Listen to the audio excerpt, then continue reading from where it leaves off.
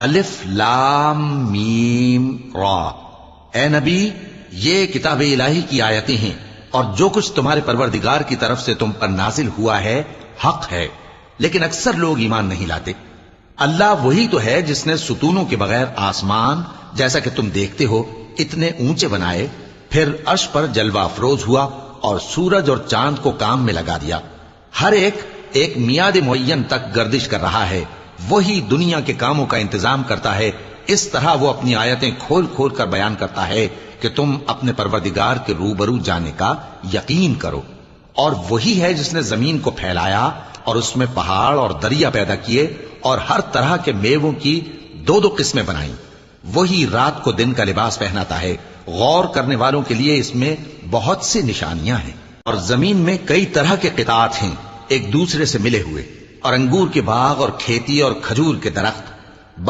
اگر بحالت سفر رستے چلے جا رہے ہو اور پانی نہ ملنے کے سبب غسل نہ کر سکو تو تیمم کر کے نماز پڑھ لو، اور اگر تم بیمار ہو یا سفر میں ہو یا کوئی تم میں سے بیت الخلا سے ہو کر آیا ہو یا تم نے عورتوں سے مقاربت کی ہو اور تمہیں پانی نہ ملے تو پاک مٹی لو اور منہ اور ہاتھوں کا مسح کر کے تیمم کر لو۔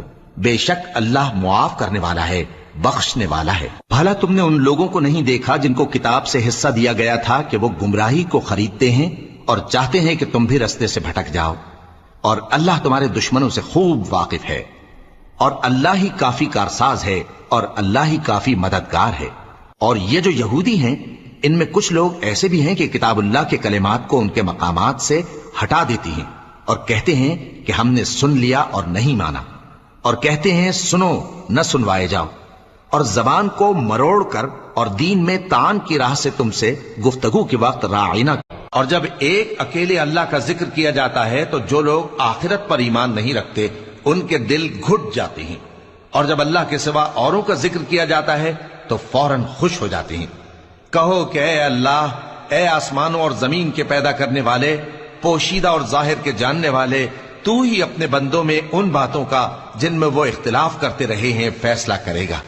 اور اگر ظالموں کے پاس وہ سب مال و متاع ہو جو زمین میں ہے اور اس کے ساتھ اسی قدر اور ہو تو قیامت کے روز برے عذاب سے رہائی پانے کے بدلے میں دے ڈالیں، اور ان پر اللہ کی طرف سے وہ امر ظاہر ہو جائے گا جس کا ان کو خیال بھی نہ تھا، اور ان کے اعمال کی برائیاں ان پر ظاہر ہو جائیں گی، اور جس عذاب کی وہ ہنسی اڑاتے تھے وہ ان کو آگ ہے، برا ٹھکانہ ہے۔ اور جب پرہیزگاروں سے پوچھا جاتا ہے کہ تمہارے پروردگار نے کیا نازل کیا ہے تو کہتے ہیں کہ بہترین کلام۔ جو لوگ نیکوکار ہیں ان کے لیے اس دنیا میں بھی بھلائی ہے، اور آخرت کا گھر تو بہت ہی اچھا ہے، اور پرہیزگاروں کا گھر بہت خوب ہے۔ وہ بہشت جاودانی جن میں وہ داخل ہوں گے، ان کے نیچے نہریں بہہ رہی ہیں، وہاں جو چاہیں گے ان کے لیے میسر ہوگا۔ اللہ پرہیزگاروں کو ایسا ہی بدلہ دیتا ہے۔ ان کی کیفیت یہ ہے کہ جب فرشتے ان کی جانیں نکالنے لگتے ہیں اور یہ کفر و شرک سے پاک ہوتے ہیں